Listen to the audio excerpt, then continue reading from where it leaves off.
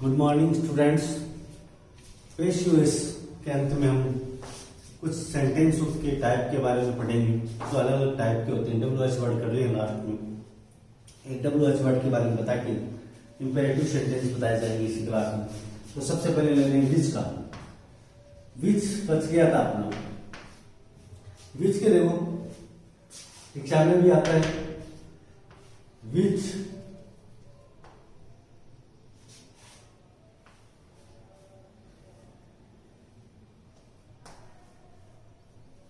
girl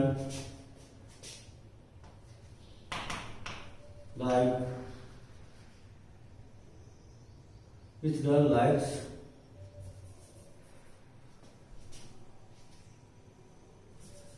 gadget Mukesh like। अब ये बात सुनिए। अब देखो ये एचवी है, ये सब्जेक्ट है कि नहीं।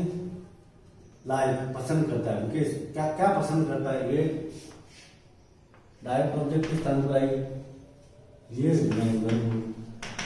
अब है डायरेक्ट ऑब्जेक्ट सेम सेम लिखो। Which girl is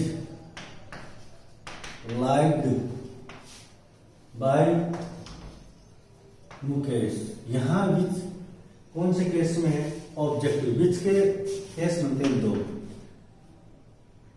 which subjective case, विच के सेम स्पेलिंग होती है ऑब्जेक्टिव केस। दो केस बनते हैं विच के, सब्जेक्टिव और ऑब्जेक्टिव। और रिलेटिव प्रोनाउन भी पढ़ोगे तब पता चल जाएगा। तो दो ही केस होते हैं इसके। हु की तरह तीन नहीं होते, हु और हुज। विच के कितने होते हैं? दो, सब्जेक्टिव केस और ऑब्जेक्टिव केस। इसमें आपने पहले वाले में क्या पढ़ा? कौन सा है? ऑब्जेक्ट के स्थान पर आ रहा है, आ रहा नहीं आ रहा।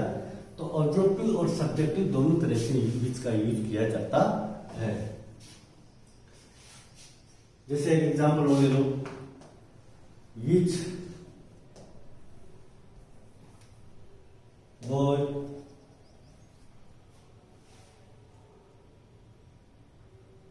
which boy likes you। अब देखो मैन वर्ब ऑब्जेक्ट है, इनडायरेक्ट ऑब्जेक्ट, और ये क्या है? Subject. which boy likes you, ये कौन सा लड़का तुम्हें पसंद करता है? तुम्हें पसंद करता है। अब देखो सब्जेक्ट के स्थान पर है तो सब्जेक्ट को बाय लिखकर लिखते हैं। बाय कौन? विच की दोनों स्पेलिंग ऑब्जेक्टिव और सब्जेक्टिव की समान है। क्या जाएगा? विच बॉय लिख दिया। ये सब्जेक्ट इसके अनुसार क्या आएगा? Are you. इसको सब्जेक्ट बनाएंगे लाइक। ये बात बाद में जाती है। इसको ऐसे भी बना सकते हैं। Which boy are you like by. By को क्या डायरेक्ट, इसलिए बाय पहले आ जाएगा। ये तरीका सही है। अब सब्जेक्टिव और दोनों ऑब्जेक्टिव को आपने इसी तरह के देखे। सब्जेक्टिव केस में हो वही ऑब्जेक्टिव वाला है। ऑब्जेक्टिव में क्या किया आपने? विच, जिसको ऑब्जेक्ट बना लिया। Which girl is liked by case. और अब विच है सब्जेक्टिव केस में, तो विच बाय लिख दिया। By which boy are you liked. ठीक है, तो ये विच का था। सब्जेक्टिव और ऑब्जेक्टिव दोनों केस में यूज किया जाता है। आपको एलिमेंट्स ऑफ सेंटेंस की सबसे पहले पहचान करनी है। इसकी पहचान पढ़िए। सीधी वर्ब आई है, देख लो इसमें क्या है? हेल्पिंग वर्ब और बाद में सब्जेक्ट आया है। पढ़िए, पहचान आराम से पहचान करो। उसके बाद में ही आप सेंटेंस सॉल्व करो। और नेम मेथड है।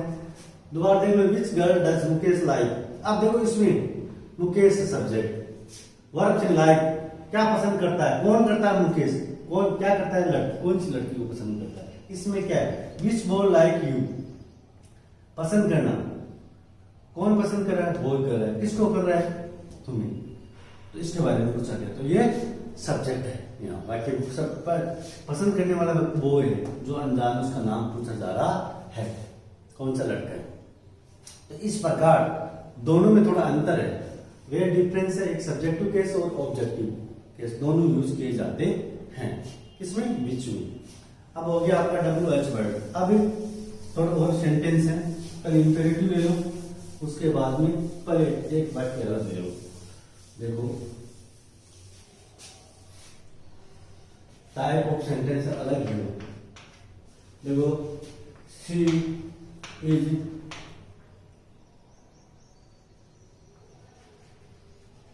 Going to buy new books. अब ये हमने पढ़े थे, इंग्लिश को पढ़े थे ना, प्रेजेंट सिंपल में, फ्यूचर कंटिन्यूअस में भी पढ़े कि टाइम इसमें पीछे होता है, टेंस इसमें प्रेजेंट होता है। अब देखो इसकी पैसिव वॉइस कैसे बनानी। ये तो वर्ब इंट्रांजिटिव है, इससे कोई मतलब, ये वर्ब ट्रांजिटिव है कि नहीं है ना। तो ये मेन वर्ब होगी और ये क्या इसका हो गया? ऑब्जेक्ट। क्या हो गया? ऑब्जेक्ट। कौन सा? डायरेक्ट वाला। इसको कैसे बनाओ बताओ। देखो अब देखना आपको, दो वर्ब है तो पहली वर्ब को छेड़ना नहीं है। ऑब्जेक्ट कौन सा? New books. New books are going to be. अब आपको क्या लगाना? टू के बाद क्या लगाना? बी लगाना। इस बोर्ड की थर्ड पर बोलते बोर्ड बाय हर। सब्जेक्ट है, ये मेन सब्जेक्ट तो ये है और ये ऑब्जेक्ट है, सब्जेक्ट लास्ट में कर दिया। अब एक दोबारा देख लेना, ऑब्जेक्ट को सबसे पहले लिया है, उसके बाद में ऑब्जेक्ट प्लूरल था तो इसके स्थान पर आर, यदि सिंगुलर होता तो इज रहता। गोइंग टू को छेड़ना नहीं। टू के बाद में क्या बैठाना? आपको बी लगाना। To be. फिर मैन, ये मैन वर्ब होती है अपनी, इसकी थर्ड फॉर्म कर दी। ट्रांजिटिव वर्ब यही तो है, ट्रांजिटिव वर्ब की थर्ड फॉर्म कर दी बाय है। एक बोले लो, आई एम गोइंग टू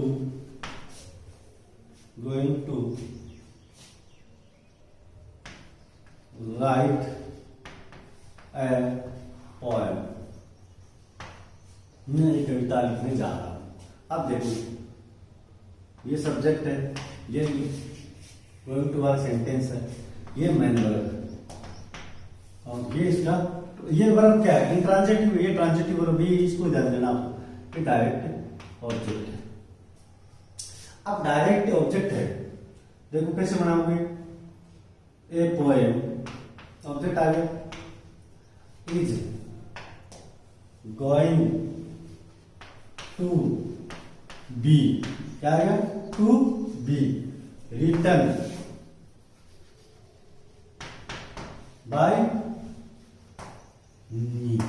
कई बार ऐसे वाक्य भी पूछे जा सकते हैं, ठीक है। ऐसे वाक्यों में क्या है? मैं वाक्य को तो वर्ब ट्रांजिटिव देखना है, ऐसा कैसा कर देना है। देखो इसमें सब्जेक्ट आ गया, ये गोइंग टू आ गई, फिक्स सभी वर्ब में क्या है? गोइंग टू आएगी। ये मेन वर्ब आ गई, ये ए पोएम ऑब्जेक्ट हो गया।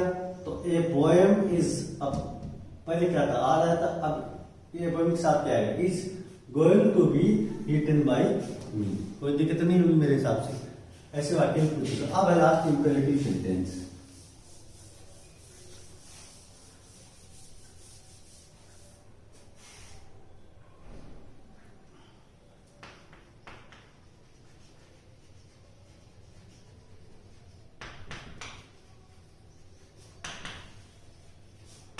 Imperative sentence.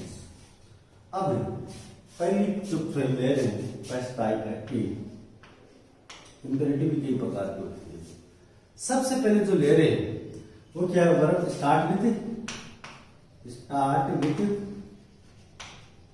वर्ब की फर्स्ट फॉर्म। वर्ब कौन सी होनी चाहिए? ट्रांजिटिव, उसमें आपको कोई भाव हो न हो आपको देखना ही है। क्यों इसमें ज्यादातर भाव क्या होंगे? ओपन द डोर ऐसे या तो ऑर्डर होगी या रिक्वेस्ट होगी, है ना? ऑर्डर या कमांड वाले देख लो, ऑर्डर या ऑर्डर मान लो, कुछ भी मान लो। तो ऐसे आपको कैसे करना है? जैसे ओपन द डोर, आपको तो ये ध्यान रखो कि वर्ब की फर्स्ट फॉर्म से शुरू हो रहा हो और कोई ऐसा वर्ड नहीं हो, वर्ब कौन सी हो? ट्रांजिटिव हो। तो आपको यदि इसका सेंटेंस का पता नहीं चल रहा है फिर भी आप वाक्य सही करो, इसके लिए नियम ये है। सबसे पहले फॉर्मूला क्या बन जाएगा? इसका फॉर्मूला बन जाएगा लेट प्लस ऑब्जेक्ट प्लस क्या आएगा? Be plus V3 full stop. Let plus object plus be plus V3। जैसे ओपन द डोर है, लेट द डोर, ये हो गया वर्ब, मेन वर्ब, और ये क्या होगा? अपना डायरेक्ट ऑब्जेक्ट। खोलो, क्या खोलो? दरवाजा खोलो। The door be open. जैसे क्लोज द विंडो, इसका भाव नहीं पता चल रहा है तो लेट, ये ऑब्जेक्ट है ये तो पता चल रहा है, मेन वर्ब क्या बन करो? Direct object. Let the window B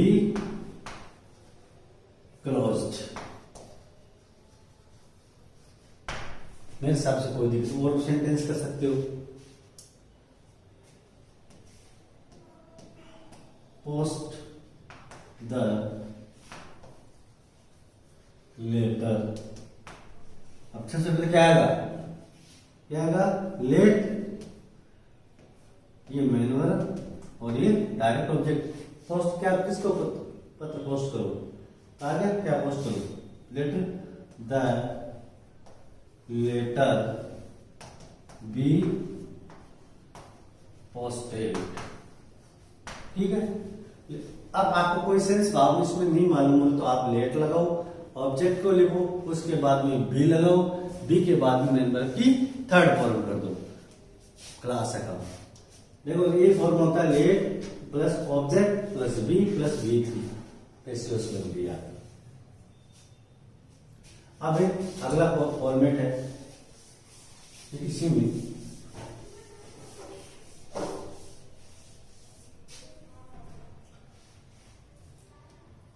वो तो वर्ब की फर्स्ट फॉर्म से शुरू होते हो, वो तो है। इस वाक्य में क्या हो? प्लीज और काइंडली, प्लीज या काइंडली वर्ड वाक्य में हो तो आपको कैसे बनाना है? ठीक है। इसका फॉर्मूला पहले लिख लो। You are requested. क्यों प्लीज और काइंडली से क्या भाव सेंस निकलता है? रिक्वेस्ट, अनुरोध का, निवेदन का भाव निकलता है। इसके लिए आपको ये और बाद में जोड़ना है टू और शेष सेंटेंस, शेष सेंटेंस यथावत आ जाएगा। ठीक है। जैसे please comma give me a pen, इसमें ये इतना होता है, ये प्लीज नहीं होता तो थोड़ा लेट से बन जाता, लेकिन ये प्लीज क्या है? अनुरोध का भाव है, तो क्या बनाएंगे? यू आर रिक्वेस्टेड टू, ये प्लीज और काइंडली वर्ड को हटा देना है, क्या आ जाएगा? To give me a pen. Class clear. Word कौन से हटेंगे? जो वाक्य में प्लीज और काइंडली वर्ड आएंगे उनको आपको हटा देना है और वाक्य बना देना। जैसे काइंडली पोस्ट द लेटर, ऐसा वाक्य पहले भी कराया था लेकिन उसमें ये वर्ड नहीं था काइंडली। काइंडली वाक्य के शुरू में भी हो सकता है और लास्ट में भी हो सकता है, उससे कोई घबराने की जरूरत नहीं है। इसको तो हटाना है बस। तो क्या हो जाएगा? You are requested to post the letter। आपके नई चीज का जोड़नी है, यू आर रिक्वेस्टेड। ध्यान क्या रखना है, प्लीज और काइंडली वाक्य में हो उनको हटा देना है, उनके शुरुआती second you are requested to, please kindly वाक्य से हटा दो, शेष वाक्य हटाया दावत लिख दो। ये है, ठीक है, कोई दिक्कत नहीं होगी। अगले टाइप देखो,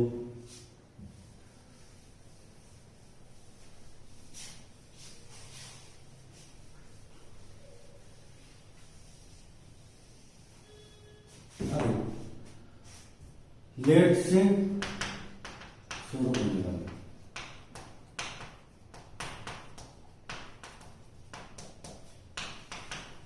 खुद लेट से ही शुरू होते हैं वो बाकी देखो, लेट हिम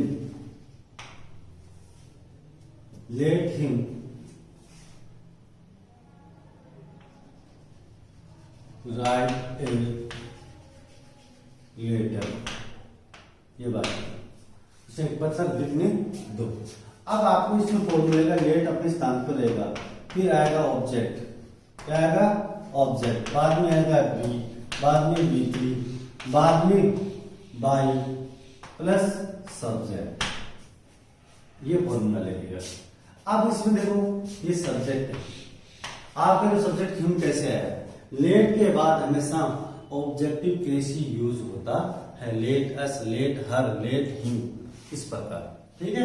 तो लेट के बाद हमेशा कौन सा केस ऑब्जेक्ट प्रयोग होता है, ऑब्जेक्टिव। तो देखो लेट को हटानी है, लेट आ गया, ऑब्जेक्ट कौन सा है, लेटर, ये मैनुअल वो भी, और ये क्या हो गया direct object, let a letter B, third form group return by, अब हिम का हिम ऑब्जेक्टिव केस है, फुल स्टॉप, ठीक है। चलो ये बोल लेते हैं, let her Singh a song, उसे गाना गाने दो, तो इसमें क्या हो जाएगा, लेट का लेट आ गया, लेट के बाद ऑब्जेक्ट कौन सा है, ए सॉन्ग, ये मेन वर्ब है, तो ए सॉन्ग बी संग, थर्ड फॉर्म आ गई बाय हर। अब लेट मेरे हिसाब से कोई दिक्कत नहीं होगी, ठीक है। तो उसके बाद में देखो एक समस्या है इसमें लेट वाले, देखो